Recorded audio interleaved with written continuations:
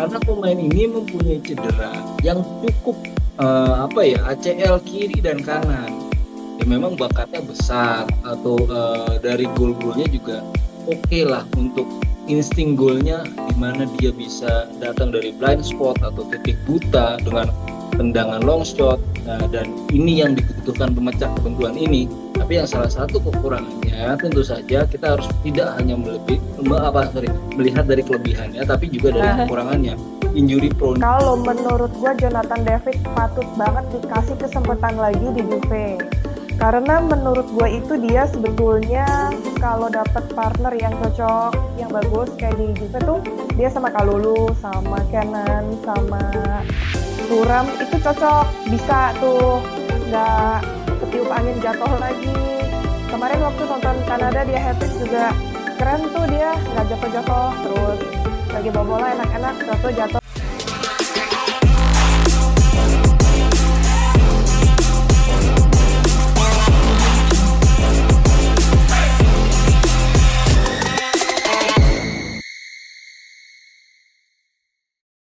Nicolo Zaniolo kabarnya udah ngasih lampu hijau buat gabung Juventus nih. Harganya di kisaran 15 juta euro. Tapi dengan karakternya yang butuh panggung, mau nggak sih Zaniolo kalau ujung-ujungnya cuma jadi pemain pelapis?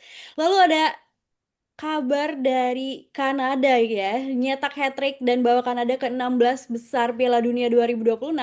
Nilai pasar Jonathan David otomatis melesat tajam. Pertanyaannya lagi nih, apakah ini waktunya Juventus ngasih dia panggung utama atau justru momen emas buat jual mahal? Halo Juventini, balik lagi di Suara Juventini bareng aku sekarang Asli. Kita masuk ke sesi obrolan Mercato ya lagi-lagi di minggu ini yang pergerakannya makin hari makin ngerucut ke nama-nama spesifik. Dan di sesi ini kita bakal fokus bedah perombakan lini serang Juventus mulai dari nama lokal Serie A yang tadi aku udah sebutin ya, yang kabarnya udah ngasih respon positif pencarian striker muda buat berlapis juga sampai evaluasi ujung tombak kita yang lagi bersinar di panggung Piala Dunia. Nah, buat ngebedah semua taktik dan skenario transfer ini, aku masih ditemenin sama dua pundit andalan kita pada hari ini. Kita sapa-sapa dulu dari Mas Suryo. Halo Mas Suryo. Halo, Assalamualaikum warahmatullahi wabarakatuh. Salam sejahtera untuk semuanya. Om Swastiastu, Namo Buddhaya, salam kebajikan. Gue Suryo Juventini dari pinggiran Jakarta, alias Depok. Oke, nah ini seperti biasa Mas Suryo dengan sapaan dan salam lengkapnya. Dan tentunya ada Kak Kartika. Halo Kak Kartika, apa kabar Kak? Halo, kabar baik. Apa kabar Sekar? Aku Kartika, seperti biasa dari Jakarta Barat. Jakarta Barat nih, perwakilan Jakbar. Oke, gimana nih Mas Suryo? Kak Tika udah siap lanjut ngebongkar daftar belanjaan dan aset Juventus hari ini? Siap. Siap ya, mantap nih. Tapi sebelum kita masuk ke materinya, buat teman-teman yang lagi nonton, aku nggak bosan buat ingetin, jangan lupa like, subscribe, dan scan QR code di layar gitu ya buat dukung channel ini, serta gabung atau join membership Suara Juventini ya, kayak Kartika di sini. Kita bisa ngobrol bareng online, offline, dan di grup WhatsApp 24 jam, bahas Juventus, Piala Dunia, semua kita bahas pokoknya. Oke, kita langsung aja nih masuk ke pembahasan pertama kita, utama kita gitu ya. Kita mulai dari nama yang selalu berhasil mancing perdebatan, yaitu Nicolo Zaniolo. Kalau kemarin statusnya kita tahu sebatas pantauan gitu ya, sekarang Tuttosport ngelaporin kalau Juventus udah dapat lampu hijau langsung dari pihak Zaniolo buat lanjut negosiasi. Nah kabarnya Juventus butuh sekitar 15 juta euro buat bawa pemain 26 tahun ini ke Turin. Biar pembukuan kita lebih aman ya, manajemen juga lagi nimbang-nimbang nih buat masukin pemain lain dalam kesepakatan ini ternyata. Aku ke Mas Suryo dulu ya. Setelah cuma jadi rumor sekian lama nih Mas, apa sih yang bikin Juventus akhirnya berani ngegas ngejar Zaniolo ya? Apakah profilnya emang beneran dibutuhin sama sistemnya Spalletti atau ini murni karena harganya ya dinilai cukup menarik aja dan sayang buat dilewatin? Gimana Mas Suryo? Ya, tentu aja ya. Kalau dari segi harga cukup menarik, ya kan? Kan 15 juta euro bisa lah affordable ya. Untuk Betul. pemain dengan tinggi 190 dengan usia matang 26 ini top-topnya peak performance seorang pemain biasanya 26 dan di Udinese dia juga pas ya, dia bisa menentukan jadi posisi attacking midfield maupun striker. Ini yang mungkin Juve butuhkan dari skenario pelatih kita, Spalletti. Di mana kita tahu Zaniolo sendiri punya kelebihan dari segi long shot sama creating chance. Jadi kemarin kita expected goalnya banyak, cuman kita memang tendangan spekulasinya itu masih belum akurat-akurat gitu. Jadi dari lini tengah maupun lini depan kita. Nah, ini bisa menjadi salah satu faktor kunci untuk memecahkan ini telurnya itu loh. Jadi jangan kebanyakan kosong gitu kan. Jadilah telur dadar apa telur orak-arik gitu loh ya kan. Jadi satu atau dua atau tiga gitu. Karena banyak pengharapan jangan jadi PHP, pengharapan palsu, tapi jadilah gol ya kan. Jangan juga jadi ghosting ya. Ghosting itu nggak jadi gol juga gitu. Nah, ini si pemain ini memang kan dari dulu dari Roma ya, itu udah mulai bersinar. Startnya itu waktu pelatihnya Roma Eusebio Di Francesco yang mencoba dia walaupun Roma itu terbantai lawan Madrid 0-3 waktu itu ya kan. Tapi ini chance ya kan. Dan dia waktu di Roma pun sempat mendapatkan perlakuan dalam tanda kutip ya istimewa dari Mourinho waktu itu ya kan. Cuman karena dia itu sangat spesial, dilalahnya di Januari 2020, dia kaki kanannya terkena cedera ACL. Hmm. Nah, ini yang menyebabkan dia itu istirahat 6 bulan. Dan di September 2020, kaki kirinya yang terkena ACL dan menyebabkan dia harus istirahat selama satu musim di 2020 atau 2021. Koreksi kalau salah. Ini yang menyebabkan salah satu faktor dia menjadi dalam tanda kutip murah. Karena pemain ini mempunyai cedera yang cukup apa ya ACL kiri dan kanan. Ya memang bakatnya besar atau dari gol-golnya juga oke lah untuk insting golnya di mana dia bisa datang dari blind spot atau titik buta dengan tendangan long shot. Nah, dan ini yang dibutuhkan pemecah kebentuan ini. Tapi yang salah satu kekurangannya tentu saja kita harus tidak hanya melihat dari kelebihannya, tapi juga dari kekurangannya, injury prone-nya dan faktor disiplinnya. Gampang ngambek. Nah, mau nggak ini seandainya nanti di umur dia yang peak ini, kalau memang Juve jadi transfer dari Udinese ke Juventus, jadi pemain cadangan. Nah, kemarin-kemarin, nah dia itu sempat waktu di Roma meminta untuk tidak dimainkan. Nah, itu pelatih yang awalnya Mourinho itu dalam tanda kutip memandang dia istimewa menjadi melakukan kritik terbuka.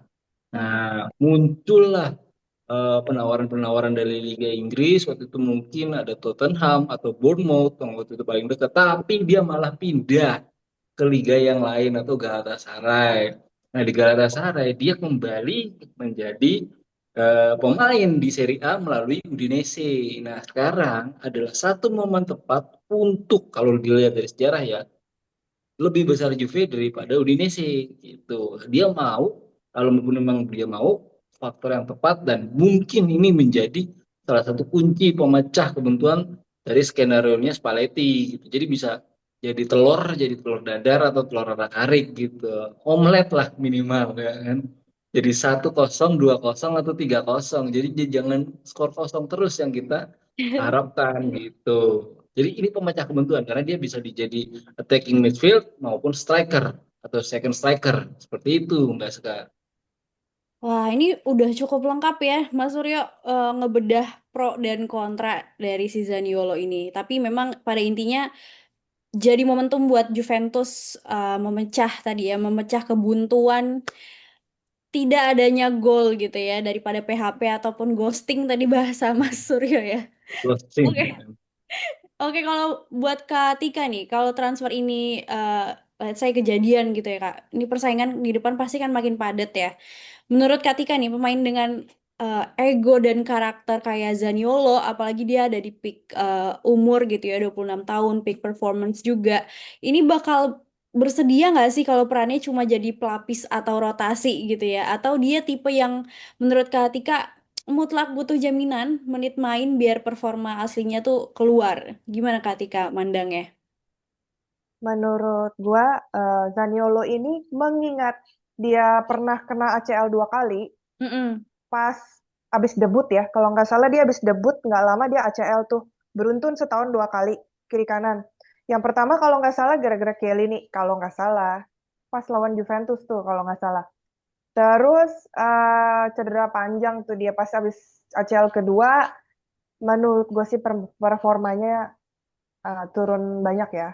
Sekarang di Udinese udah bagus, bagus lah untuk ukuran pemain yang udah kena 2 kali ACL kiri kanan. Dia cukup bagus di Udinese, dapat nomor 10 juga. Kalau sampai kejadian ke Juve, kayaknya dia nggak mau deh jadi pelapis. Soalnya kayaknya orangnya juga sifatnya kalau gue perhatiin dia nggak mau gitu. Nggak jadi starter tuh dia nggak mau. Pasti dia maunya jadi starter. Yang pasti di Juve nggak mungkin dia jadi starter. Hmm. Kalau misalnya Juve masih mempertahankan Jonathan David sama Vlahovic, udah pasti dia jadi cadangan kan. Kalau dilihat sih masih lebih bagus Vlahovic ya, walaupun sama-sama eh, umurnya kira-kira mirip ya, dia paling beda setahun atau 2 tahun ya sama Mhm. Vlahovic.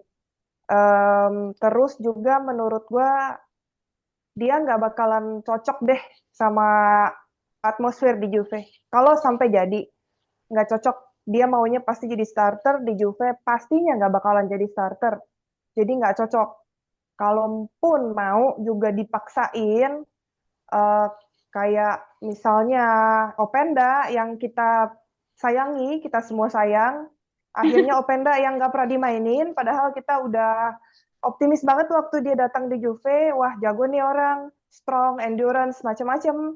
Terus tiba-tiba pas main, zong. Hmm. Wow, kecewa nih semua. Saking kecewanya kita ngefans banget nih sama Openda. Nah, khawatirnya Zaniolo bisa kayak Openda. Begitu. Jadi karena terlalu ego, pengen jadi starter, malah nggak jadi starter. Karena di Udinese kan beda ya sama Juventus. Udinese di papan tengah. Beda Hmm. dong. Kita semua tahu Juventus di mana. Walaupun dia di situ nomor 10, nggak mungkin sampai Juventus dia dapat nomor 10 lagi. Gitu, menurut gua nggak cocok dia di Juventus. Jadi lebih baik kalau dibandingkan Vlahovic, mending Vlahovic. Cuman Vlahovic juga kan kontraknya habis, belum tahu juga diperpanjang atau enggak. Tapi kita kasih kesempatan deh. Instead of Zaniolo yang sudah 2 kali cedera, performanya juga udah nggak sebagus dulu, nggak stabil juga. Kita cuma sekali 2 kali ngelihat dia di Udinese bagus gitu. Karena kebetulan Udinese waktu itu lawan Juve Hmm. alot nih, ya kipernya bagus sih Udinese. Sebenarnya bukan karena Zaniolo, tapi karena kipernya bagus. Jadi ya lebih baik cari orang lain yang lebih stabil dan lebih endurance-nya tinggi karena dia endurance-nya juga udah jelek. Ya, seperti itu. Wah, ini pro kontra ya antara Mas Suryo dan Kak Kartika gitu ya. Tapi memang ada fenomena apa ya? Masih 26 tahun tuh banyak pemain-pemain yang udah tiba-tiba jompo mendadak ya. Padahal usianya tadi kata Mas Suryo biasanya ya kalau ngelihat-lihat pemain-pemain lama sih itu masih muda dan harusnya peak performance. Oke, kita tinggalin dulu nih di posisi penyerangan, kita ngomongin soal lini depan ya. Dimana kita nggak bisa ngelewati nama yang lagi jadi sorotan dunia, yaitu Jonathan David. Di saat Juventus lagi sibuk cari striker baru, David malah unjuk gigi di Piala Dunia 2026 nih teman-teman. Dia sukses bawa Kanada sampai ke babak 16 besar, dan gak cuma itu dia udah terlihat langsung nih, udah terlibat langsung begitu ya di 3 gol, termasuk cetak hat-trick waktu ngelawan Qatar kemarin ya. Terus penampilannya juga dinilai benar-benar solid di pertandingan level tinggi. Nah, buat Mas Suryo dan Katika nih, ngelihat David yang udah seproduktif ini di Piala Dunia, apakah pembuktian ini udah cukup nggak sih buat ngasih dia porsi dan kesempatan yang lebih besar di Juventus musim depan? Atau performa apik ini justru jadi momentum paling sempurna buat Juventus buat naikin harga jualnya dan ngelepas dia ke klub lain? Ini dua pilihan yang sulit ya. Mas Suryo dulu deh, gimana Mas? Ya, jadi gini, kalau memang mengesankan ya, ya memang terbukti mengesankan melawan Qatar. Sebelumnya melawan Qatar, Jonathan David dapat kritikan karena badannya yang sudah tidak proporsional. Dia sempat ngangkat jersinya dan kebetulan perutnya itu kelihatan sudah tidak proporsional lagi. Terus kemudian dia menjawabnya dengan performance di lawan Qatar pada saat Kanada Hmm. melawan Qatar. Nah, Yes. kalau kita melihat di situ sebenarnya penyerangan Kanada itu stabil. Artinya tetap konstan nyerang terus sampai akhirnya Qatar itu ada pemain yang di kartu merah dan kemudian Qatar ada pemain yang on goal, ada on goal. Tapi di balik itu semua Jonathan David mencetak 3 gol. Ya, kalau penyerang kan ukurannya memang dari gol ya. Nah, ini bisa jadi pembuktian bahwa berikan dia kesempatan lagi untuk membuktikan diri di Juve kalau menurut saya. Karena kalaupun memang nanti available atau value-nya naik untuk dijual, kita Mhm. harus melihat siapa pengganti saat ini atau siapa yang tersedia saat ini.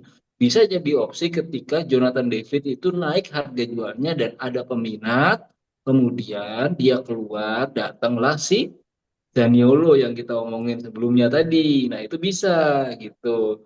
Sebenarnya tergantung formasinya juga. Kalau memang formasinya itu memungkinkan untuk seorang gelandang kreatif atau gelandang serang, Mhm. Zaniolo pas karena attacking midfield bisa dia, terus striker juga bisa gitu.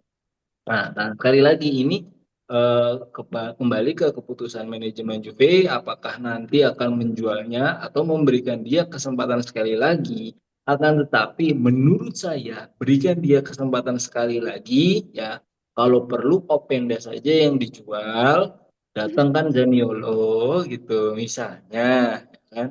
Nah, karena kalau ngelihat instingnya dapat kemarin lawan Qatar dan kebetulan pada saat ini dilakukan atau kita melakukan take ini, Mhm. negaranya sudah lolos karena sudah lolos setelah menang melawan Afrika Selatan, ya Ya. kan, melawan ya, sudah ke 16 besar.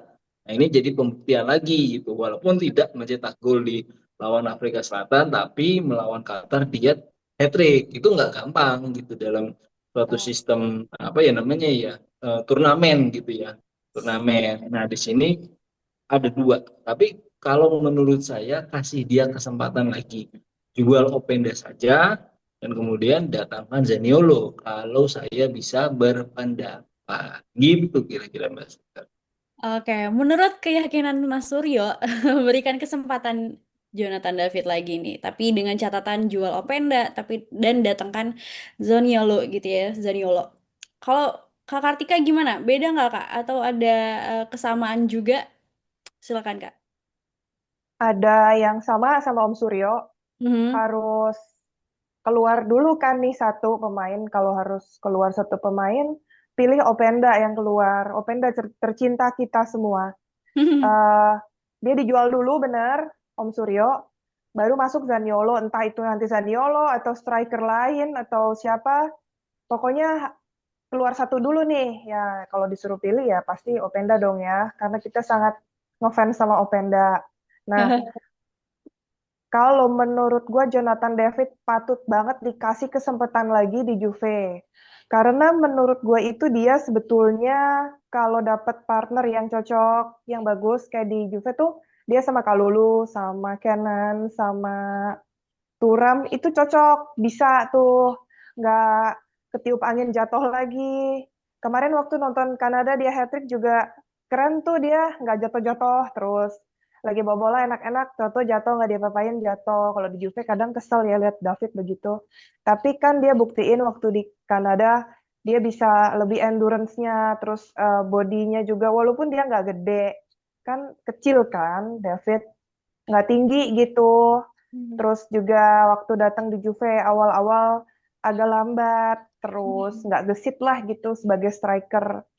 Tapi dia patut banget dikasih kesempatan lagi, asal dapet partner yang cocok sama dia gitu. Menurut gua, kalau daripada dijual, ya mending Openda aja, tuh kan bener. Jadi seperti Om Suryo bilang, Openda kita yang tercinta ini kita jual, baru nanti masuk lagi satu entah itu Zaniolo atau striker lain daripada Jonathan David ya atau Dusan Vlahovic. Tapi Mhm. kebetulan Dusan Vlahovic juga kan udah habis nih sekarang. Patut juga diperpanjang kalau menurut gua nggak nyambung sih ya karena ini soal Jonathan David, tapi kan dia cocok tuh kelihatannya berdua. Kita bolehlah kasih space lagi nih tandemin lagi gitu. Yang ada nih sekarang kan di Juve yang ada dia nih gitu. Itu menurut gua. Oke, sama dengan Mas Surya ya Kak Kartika. Jadi pro Jonathan David dikasih Yes. kesempatan asal Yes. asal ada partner yang cocok gitu. Nah, kalau teman-teman Yes. Surat Juventi ini yang nonton gimana? Pro juga kah atau mungkin ada pengecualian dan persyaratan lain? Silahkan langsung komentar ya. Nah, ini kita langsung balik lagi ke area penyerangan ya, posisi striker. Kita tahu kalau Juventus juga lagi agresif nih nyari nama besar kayak Colomwani atau Sarlot gitu ya buat striker utama. Tapi di balik layar ternyata manajemen juga lagi mantau Matteo Pellegrino nih. Jadi ada laporan dari Giovanni Albanese mengenai Pellegrino yang dilirik bukan buat jadi pilihan utama, melainkan spesifik sebagai opsi pelapis ini. Lagi-lagi opsi pelapis ya. Terutama buat jaga-jaga kalau Jonathan David beneran cabut. Tapi harapannya sih enggak ya. Nah, dia masih muda dan udah punya pengalaman main di Serie A bareng Parma. Aku langsung lempar lagi ke Mas Suryo dan Katika. Ngelihat perannya yang diproyeksikan murni sebagai ban serep gitu ya. Apakah Pellegrino ini profil yang pas buat Juventus dengan usianya yang masih muda? Apa dia juga layak dijadiin aset jangka panjang sebenarnya? Atau lebih baik Juventus cari striker veteran aja deh yang udah matang dan siap ngasih dampak instan gitu ya. Nah ini opsi pertanyaannya banyak nih. Dari Kak Kartika dulu deh boleh. Silakan Kak. Oke, menurut gua Juventus sekarang kalau mau hasil yang instan, gua Mhm. juga maunya instan sih. Eh karena udah turun naik banget ya, roller coaster banget musim lalu. Betul. Jadi pengennya langsung kalau bisa juara WL deh, ya kan udah Mhm. Liga Malam Jumat, terus masa nggak juara lagi? Kan pengennya juara. Jadi kita butuh lebih dari sekedar Matteo Pellegrino. Kalau mau dapet instan, kayaknya kurang nih, kurang kompeten ini orang gitu. Mhm. Butuh striker lain yang nggak veteran juga sih.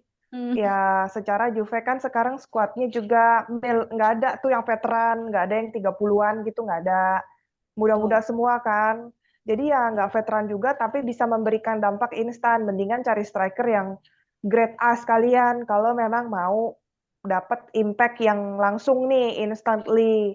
Dapat grade A aja. Kan toh harganya juga sebenarnya nggak beda jauh gitu. Ada juga. Ya itu kan tergantung keahlian scoutnya Juve. Cari pemain yang grade A tapi harganya nggak terlalu mahal. Ketimbang Matteo Pellegrino yang menurut gue juga kagak tahu ini pemain di mana. Terus dia juga jagonya apa, menurut gue Mhm. kurang lah. Jadi pelapis aja di Juve sebetulnya kurang. Karena Juve pelapisnya juga bagus-bagus kan.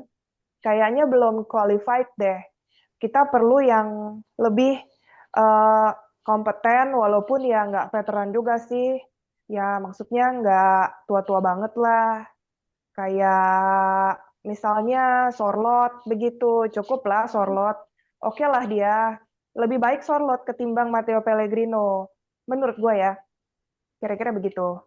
Oke, Pellegrino no dulu ya Kak Kartika No, ya. Oke. sangat no, big no. Mendingan Sorlot. Oke, Sorlot pilihan Kak Kartika nih. Kalau Mas Suryo gimana Mas menanggapi datangnya kalau jadi ya Pellegrino? Mending Kolomwani juga atau Sorlot juga kah? Gimana Mas? Ya gini, jadi gini, pertama kan Randal Colomwani sebenarnya nggak personalnya nggak masalah, cuman Hmm. Randal Colomwani PSG-nya yang nyelekit gitu kan, nyebelin ya. Nawar naik, udahlah. Maksudnya kalau memang nggak butuh-butuh banget ya udah tinggalkan Colomwani. Terus yang kedua Sorlot ya. Hmm. Sorloth itu oke, tapi pemain-pemain model kayak gini enaknya sih didatangkan pas nanti tengah-tengah musim berjalan. Artinya ini pemain udah ready, artinya sebagai prajurit yang siap tempur lah. Kalau diturunkan di medan perang udah ready gitu kan. Nggak perlu kayak misalnya Pellegrino tadi, kalau memang opsinya Pellegrino memang dari awal, dari start musim. Karena masih muda, perlu penyesuaian dan kalaupun memang dia pemain bintang dikasih menit 25 menit atau katakanlah 20 menit untuk bermain kelihatan. Kayak Hmm. Zaniolo tadi yang pertama kali berangkat tadi, kelihatan dia walaupun timnya Roma kalah lawan Madrid waktu itu 0-3, tapi dia mencolok artinya pada saat mencolok lagi apa sih apa kelihatan gitu.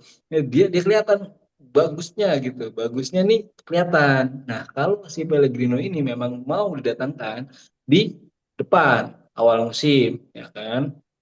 Kalaupun memang Sorloth, gue sih nggak terlalu expected sama Colomwani ya, karena PSG-nya rese gitu. Nah, kalau Sorloth nanti tengah musim, artinya si Pellegrino ini bisa dipinjamkan ke klub yang lain dengan harapan kalau Pellegrino ini bermain cukup ciamik atau gacor, nah itu masih ada chance atau kesempatan untuk dipinjamkan ke klub lain yang mau. Nah, second plan-nya atau rencana keduanya adalah mendatangkan Sorloth di musim tengah atau tengah-tengah musim, sorry, di tengah-tengah musim. Nah itu baru tuh karena Sorloth kan sudah cukup apa ya namanya ya, cukup matang. Terus yang kedua juga tadi Mbak Tika bilang ya nggak veteran-veteran banget tapi ya ready to use lah atau ready to eat lah kalau istilahnya gitu kan, instan gitu. Nah ini pemain-pemain kayak gini nih perlu pas tengah musim. Ya, jadi langsung kalau buat kata prajurit tuh diturunkan dari helikopter udah langsung siap perang gitu. Kalau si Pellegrino ini belum tentu gitu kan. Tengah-tengah musim pemain model kayak gini belum matang, kurang cocok gitu. Jadi kalau gue setuju tapi kurang sepaham sama Mbak Tika gitu. Setuju kalau memang Sorloth tapi tengah musim ya kan. Hmm. Kurang sepaham kalau si Pellegrino-nya itu di tengah musim, artinya awal musim saja. Jadi ada kesempatan untuk dalam tanda kutip ya mengevaluasi setengah musim aja untuk pemain muda ini gitu Mbak Sekar. Jadi kelihatan kok kayak misalnya sekarang kan ya musim hujan gitu kan. Kita perlu antisipasinya apa gitu kan. Musim panas kita perlu antisipasinya apa. Nah, Pellegrino ini antisipasi gitu second line. Nah ya, nge-spill dikit nanti suara Juventini itu ada merchandise-merchandise. Nah itu nanti teman-teman kalau pengen tahu ya nanti ya kan next episode-nya gitu. Jadi secara panas ada topinya gitu. Oh gitu. Hujan ada topinya gitu. Nge-spill dikit gitu. Oh gitu. Merchandise suara Juventini gitu Mbak Sekar. Ternyata ujung-ujung promosi ya teman-teman. Aku tadi mikir dulu nih kayak kurang smooth ya bridgingnya Mas Suryo buat promosi. Tapi intinya untuk Pellegrino oke, Charlotte juga oke, tapi ada bertahap gitu ya kalau dari Mas Suryo ya. Plan banget nih kayaknya. Ada jadi memang Pellegrino sesuai dengan apa yang direncanakan Juventus nih kalau harapan dari Mas Suryo jadi second cadangan gitu. Oke, ini Iya, benar-benar menarik ya teman-teman. By the way, untuk menyambung merchandise tadi emang ada ya, Mas Surya nanti bakal diumumkan di channel Suara Juventini tentunya ataupun di Instagram Juventini. Tentunya nanti kita tunggu kabar baiknya. Well, ini diskusi yang cukup menarik ya, teman-teman. Dari obrolan tadi kelihatan banget kalau Juventus lagi coba ngatur keseimbangan di lini depan antara nyari pemain yang harganya masuk akal, investasi buat pelapis masa depan, sambil ngambil keputusan besar buat aset utama yang lagi bersinar sekarang di Piala Dunia. Oke, sekarang giliran teman-teman suara Juventini yang lagi nonton di rumah, di kantor, di mobil gitu ya, buat bersuara, berkomentar. Setuju nggak sih kalau Zaniolo dibawa ke Turin musim depan? Dan mungkin apa harapan kalian buat masa depan Jonathan David? Langsung aja tulis di kolom komentar. Sekali lagi aku mau ingetin jangan lupa like, subscribe, dan scan QR code di layar buat dukung channel ini. Dan tentunya join membership untuk bisa join bareng kita di sini online, offline, grup WhatsApp 24 jam, 36 jam, everyday ya. Dan terima kasih buat Mas Suryo dan Katika buat analisa tajamnya hari ini ya. Sampai ketemu di obrolan Mercato selanjutnya. Aku akhiri dengan Vino Alvine. Forza Forza Forza Juve! Juve. Juve.